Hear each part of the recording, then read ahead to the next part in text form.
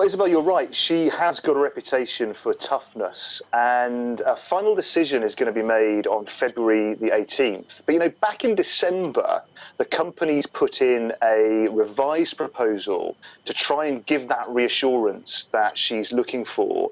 And one of the biggest areas of concern has been in the area of signalling. Now, signalling technology, the licensing of that technology, this is a big market in its own right. And in that signalling market, this new proposed organisation would have 3 times the market share of its nearest competitor. The reports that we're hearing about this morning are that the latest reassurance has all been about reducing the emphasis on signalling and demonstrating that the business is much broader than that. But certainly the signals coming out of the regulator show there's a lot more work still to do. Well, let's move from rail to road and the car maker Nissan. Now, after a series of recent scandals, it looks like the worst may not be over for one of the world's biggest car makers.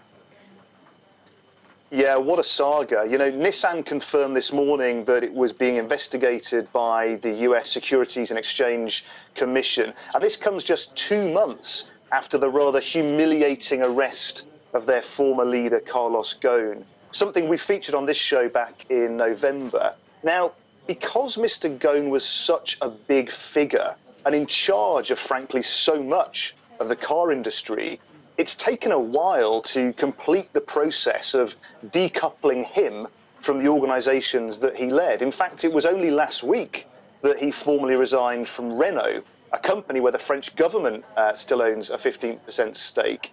Now, this probe is all about executive pay, a sensitive topic that keeps the spotlight on Nissan when many at Nissan, Renault, and frankly in the government are desperately trying to move on.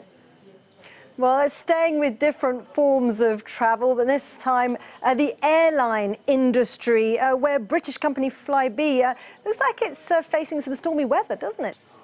Yeah, this is a British low-cost airline, much loved by many customers, but it's been suffering from severe cash flow problems. Now, its second largest shareholder has called for the company's chairman to be sacked. And this is all part of a big dispute about a takeover of Flybe by a consortium led by some finance businesses, but also Virgin Atlantic.